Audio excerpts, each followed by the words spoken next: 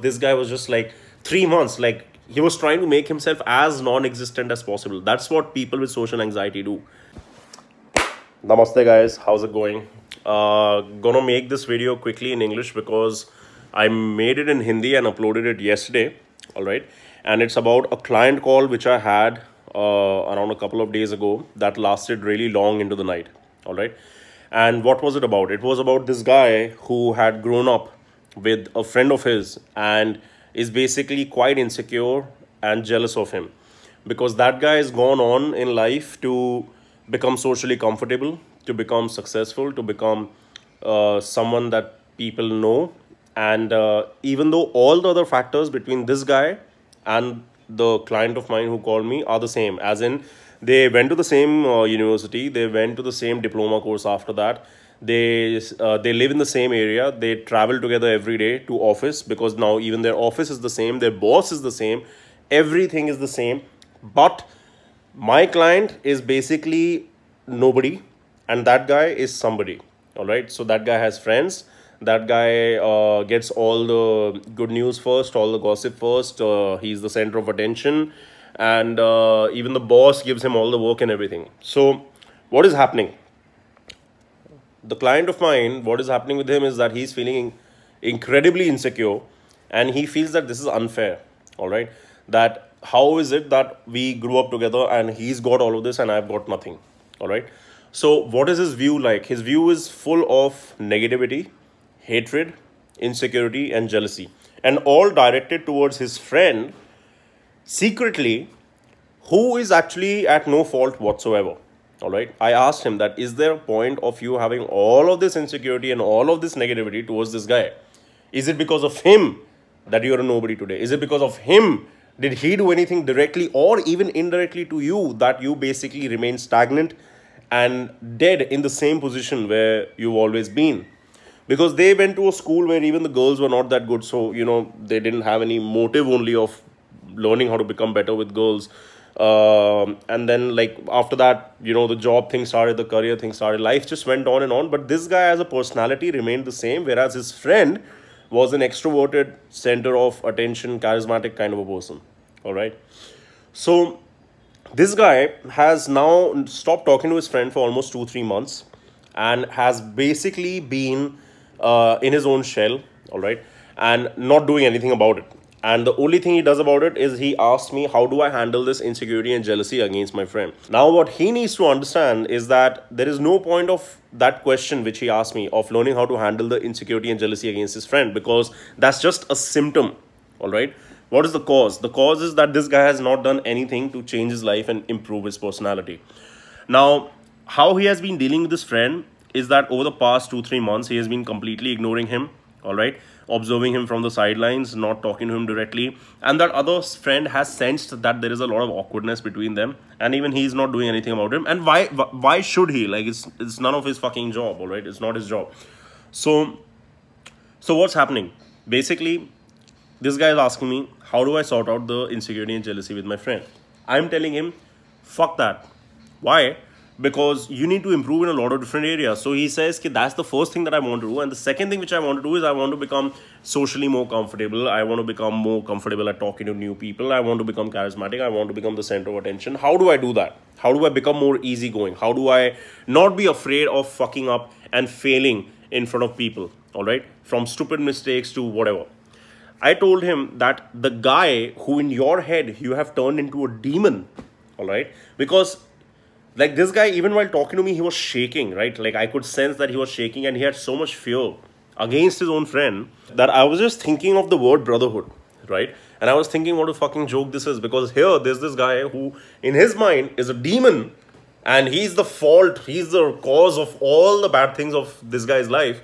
But in reality, that guy is his biggest asset and he just hasn't unlocked it yet. He just hasn't realized how to use it yet. All right. So I told him 2 things. First of all, forget this shadow that you have over your head. Basically, this thing has become like that demon, like that shadow on top of him, and has created this cloud. And in its shade, this guy has remained stuck there. All right. What I'm asking him to do is to use that shade as actually his comfort zone, rather than using it as something that he has to run away from. because he cannot see, there are two options that he has, right? One is change his entire life, all right? Basically change his life, his job, his area of living, his commute, his company, his boss, change all of that, or simply change himself in the way he views his friend, all right? Because he views his friend as that demon who's the cause of everything wrong. But I personally think that if he can convert that friendship into a real friendship once again, and if he shows vulnerability, all right, that yes, I want to talk to you, all right, because I feel I'm weak in these areas and I think there's no one better to help me than you, because you do it so effortlessly and you do it so naturally. Why can't I also do the same? And I know that we are, you know, that you're a friend of mine and that we can help each other out, or like, you know, I can learn from you. Because you need to understand that, or he rather needs to understand that nobody has a bad intention. So even if that guy is progressing further in life and these guys have stopped talking to each other, that doesn't mean that that guy is now on purpose not talking to him because, oh, I'm a winner and let that guy be the loser. No. People look for a reason, or like subconsciously, they want a reason to do a good deed. All right. If somebody falls down on the road, or if there's an accident, or if, you know, somebody trips over the pavement, we all ask them that, are you all right? And if someone has fallen down, their stuff has fallen down, we help them pick it up, right? Because we have had clear physical evidence that that person needs help.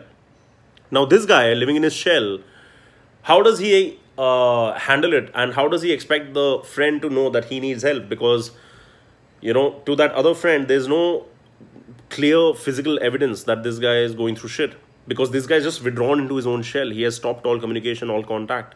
So if he goes up like a man, you know, we talk about the boy and the man. So the boys always try to hide their weaknesses. The man never hides, because the man knows that if he hides his weakness, he'll never be able to convert it into a strength. All right. So if he goes up to his friend, instead of changing his entire life, if he can just ignore that humongous change, which will require way more time, effort, energy, everything, and if he focuses on his one friend who only in his mind is his enemy, only in his mind, and if he rekindles that friendship and asks for help by being honest and open about his vulnerability, it will change his life. Because he can learn by example. He can learn from someone to whom he has access so much of, like he can learn from someone to whom he has so much of access. Basically, that guy is all around him. He can watch and learn. He can learn on the job. He can learn on the commute. He can learn, like, there is no, this is like an unlimited internet connection, right? So that's what I told him to use. Like, forget these shadows in your head. Like, if you, the person who's watching this, if you have a shadow in your head, or if you have a demon, check with yourself. Is it a demon just in your head, or is it an actual demon? Is that person or that thing actively out there in the world trying to destroy your shit?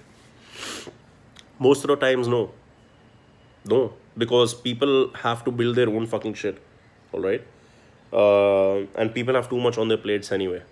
So if you have a demon or a shadow on your own head, in your own head, identify if it's the symptom or the cause of your problems. And if it is the symptom, then try to understand what the cause is. Is it due to your own lack of initiative, your own lack of taking action and actually improving in the thing that you need to improve?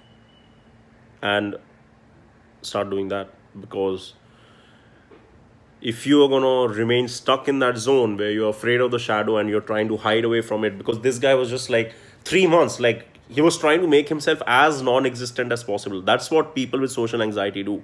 They make themselves non-existent. Well, that's a never-ending cycle. And that's not really sorting out the cause of your problem. That's just handling the symptom, which is, oh, I'm uncomfortable. That's a symptom, right? I'm uncomfortable with people. What can I do? Let's just run away. Ask, why am I uncomfortable with people? Why do I have this demon or shadow in my head? Whatever it is. Whether it's insecurity or jealousy against a friend, whether it's fear from your narcissistic girlfriend or wife, or whatever, you know, it could be anything. Fear of talking to your boss openly, asking for a raise, whatever it is. Why are you afraid? Sort that shit out first, because that will yield unlimited returns and it will stay with you forever. Sorting out just the symptom will only sort out something in the present, in that particular moment, but it will still always hang there at the back of your head. All right. Hope that helped.